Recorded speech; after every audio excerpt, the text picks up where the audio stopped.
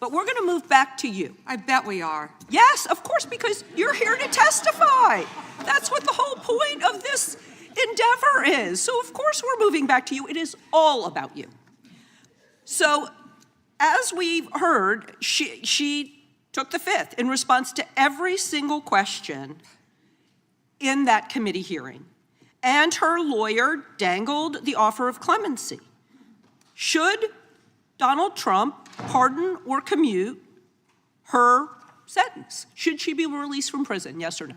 Watch this carefully, because what starts as a straightforward question about prison conditions quickly turns into a full-blown confrontation about power, influence, and accountability.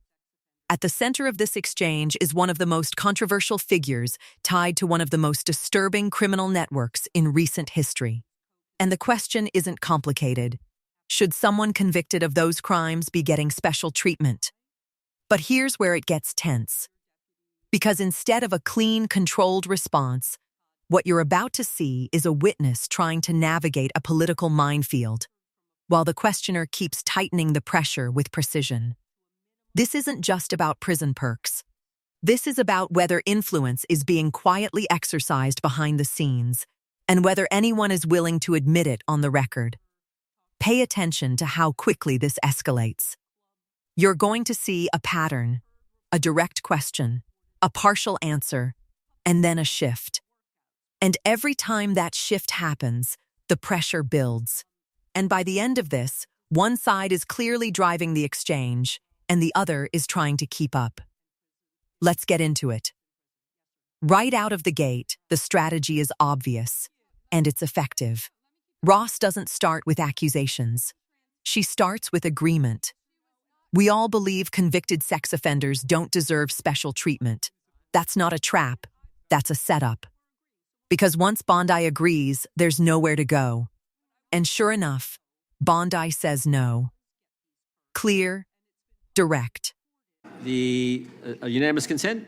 Yes, please. All right, the gentlelady is recognized. Mr. Chair, I have a few unanimous consent requests. I would like to submit into the record this New York Times article titled "Alex Pretty's Friends and Family Denounce Sickening Lies About His Life." I also would like to submit this Daily Mail exclusive interview with Vice President J.D. Vance titled "J.D. Vance Refuses to Apologize to Alex Pretty's Family After Spreading ICE Assassin Claim." One more. My last submission request is a New York Times article titled "FBI Agent Who Tried to Investigate ICE Officer in Shooting Resigns." Without objection. Thank you. The chair now recognizes the gentlelady from North Carolina. Thank you, Mr. Chairman. Attorney General Bondi, I think you and pretty much everybody else here and throughout the country believes that convicted sex offenders don't deserve special treatment or privileges in prison. And yet, Ghislaine Maxwell, Jeffrey Epstein's co-conspirator, received perk after perk in prison. In July, she had a 2-day interview with your deputy and President Trump's former defense attorney, Todd Blanche. Just days after that, Maxwell was transferred from a federal correctional institution in Florida to a minimum security camp in Texas, which she, as a sex offender, would normally be ineligible for. At this new facility, as the ranking member talked about, and by the way, it's nicknamed Club Fed, we've heard reports that she's been afforded special privileges: puppy time, private workouts, personal mail, secretarial services. Attorney General Bondi, does a convicted sex offender like Ghislaine Maxwell deserve special treatment and privileges in prison? Yes or no? Let me be crystal clear on this. No. And Thank you. Let me keep going. No, let me keep going. Perfect. Well, I did not know she was being transferred. I asked you yes or no. She was not transferred to a lower Mr. Chairman, level. please stop the clock and remind the witness of the rules. One rule she needs to understand here. And I'm glad that we're agreeing. So when we're agreeing, we can move on to some other things. But I want you to know that every time she does get these perks, and it's been publicly reported, that the folks she's abused, the survivors who are sitting here, they see themselves as being denied justice. They feel re-traumatized. And I'm glad that we agree on that. But Ross immediately pivots from principle to reality. She lays out the reported perks, interviews, transfers, privileges, And suddenly that clean no starts to look disconnected from what's actually happening. This is where the tension begins to build. Because Bondi tries to expand her answer, let me keep going. But Ross cuts it off. Not aggressively, but strategically. She doesn't want a speech. She wants accountability. That's a key shift. From this point on, this is no longer a discussion. It's a controlled interrogation. And you can feel the balance of power changing. Ross brings in the victims, mentions re-traumatization, justice being denied. That raises the stakes instantly. Now this isn't just procedural, it's moral. And Bondi? She doesn't push back on that. She can't. So instead, the response starts to narrow. I do not agree she should receive special treatment. But here's the problem. That's not what was asked anymore. The question has evolved into, if you don't agree, then who made this happen? And this is where things start to slip. Bondi says she learned about the transfer after the fact, that it's a question for the Bureau of Prisons, that she wasn't involved. And on paper, that sounds like an answer. But listen closely. That's not resolution. That's distance. She's not explaining the decision. She's stepping away from it. And in a hearing like this, that distinction matters. Because when the question is, who approved this? I wasn't involved doesn't close the loop. It leaves it wide open, and Ross knows it. That's why she keeps pushing. She's not letting this drift into bureaucracy. She's pulling it back to responsibility. And just when it looks like Bondi might stay on message, everything shifts. Because instead of staying on the topic, Bondi pivots. She tries to redirect the conversation to a completely different case. And this is the moment where control starts to crack. She should not be in that prison. And she needs to be moved back to a maximum security prison as soon as possible. But what she has told another committee here is that she won't cooperate with them unless she gets clemency from Donald Trump. It's just crazy to consider that she can be wielding this kind of influence within the administration. But that begs the question, who ordered her to be transferred to the minimum security prison that she was ineligible for? Who signed off on the special privileges? Was it Mr. Blanche? Was it one of your other subordinates? So please, can you tell us who sent her there, since you don't agree she should be there? I said I do not agree she should receive special treatment. She was transferred, I learned after the fact, to the same level facility, and that is a question for the Bureau of Prisons. I was not involved in that at all. The same level facility, I don't know why, but you know, instead of talking about Ghislaine Maxwell, who hopefully will die in prison, you should be talking about Irina Zarutska. I have a couple of died other on a questions. subway. Right, and I absolutely... You don't talk about that. I have been talking about it and actually helping with these issues. But we're going to move back to you. I bet we are. Yes, of course, because you're here to testify. That's what the whole point of this endeavor is. So of course we're moving back to you. It is all about you. So as we've heard, she took the fifth in response to every single question in that committee hearing. And her lawyer dangled the offer of clemency. Should Donald Trump pardon or commute her sentence? Should she be released from prison, yes or no? You said you hope she dies there, so I'm hoping the answer is no. I already answered that question. Good. I'm very glad. I really like this bipartisan agreement about when what it should agrees happen with with you. her. But you Yes. don't want to talk about Irina Zarutska.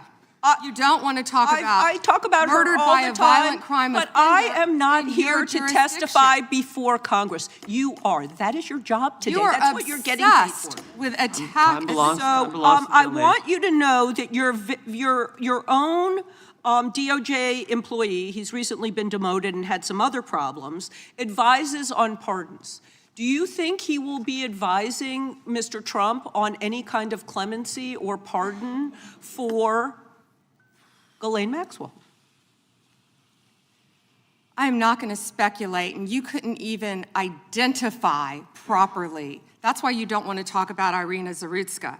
You couldn't properly identify her relative. I absolutely It's embarrassing. have been, and her family, by the way, appreciates all of the condolences, all of the help, everything that our law enforcement in North Carolina has been doing to help her family. Her family feels well treated. Thank you, and I yield back. The gentlelady yields back. This is where it gets messy and revealing. The pivot to another case isn't subtle. It's a full redirect. Different victim, different narrative, different emotional angle. And on the surface, it might sound like a valid point. But here's why it doesn't land. Because Ross immediately shuts it down, not by dismissing the case, but by reframing the purpose of the hearing. You are here to testify. That line matters. It reestablishes control. It reminds everyone watching that this isn't a debate, it's oversight. And from that moment on, Bondi is no longer steering the conversation. She's reacting to it. Now watch how Ross escalates. She brings the focus back to Maxwell, but this time, she raises the stakes even higher. Clemency. This is the moment everything shifts. Because now the question isn't about past actions. It's about future decisions. About whether someone with political connections could potentially walk free. And Ross forces it into a yes or no. No room to maneuver. No room to reframe. Bondi tries to sidestep. I already answered that question. But notice what's missing, the answer itself. That's the tell. When a yes or no question gets a reference instead of a response, it usually means the answer isn't comfortable. And Ross doesn't let it go. She leans into it, points out the agreement, but then immediately contrasts it with the deflection. And this is where the exchange becomes less about policy and more about control. Because Bondi goes back to the earlier pivot, brings up the unrelated case again, and this time adds criticism. But by now, it's not landing the same way. It feels reactive. It feels like an attempt to regain ground that's already been lost. And Ross stays focused. Every time the conversation drifts, she pulls it back. Every time there's a deflection, she reframes. And by the end, Bondi is no longer setting the terms of the exchange. She's responding, deflecting, and narrowing. Ross, on the other hand, is building. She starts with agreement, moves to contradiction, then to responsibility, and finally to consequence. That's a progression. And it's why the momentum stays on her side. Now, to be clear, Bondi never fully collapses. She maintains composure. She avoids direct contradictions. But that's not the same as controlling the exchange. Because control isn't just about what you say, it's about whether your answers actually resolve the questions. And in this case, they don't. The transfer? Unclear. The authority behind it? Unspecified. The possibility of clemency? Avoided. And when those gaps start to stack up, the narrative starts to shift. Not because of what's proven, but because of what isn't explained. That's what makes this moment so effective. It's not a single gotcha. It's a sustained pressure sequence. And by the end of it, the roles are clear. One side is asking sharper, tighter, more targeted questions. The other is trying to contain the fallout without fully engaging the substance. And in a hearing like this, that difference is everything. Because these moments don't just play out in the room. They shape perception. They define narratives, and they leave viewers asking one simple question. If no one approved this, then how did it happen? If you want more breakdowns like this, where powerful people get pressed on the record, hit subscribe and drop your take in the comments. Who do you think came out stronger in this hearing, and what was the one moment that changed the whole exchange?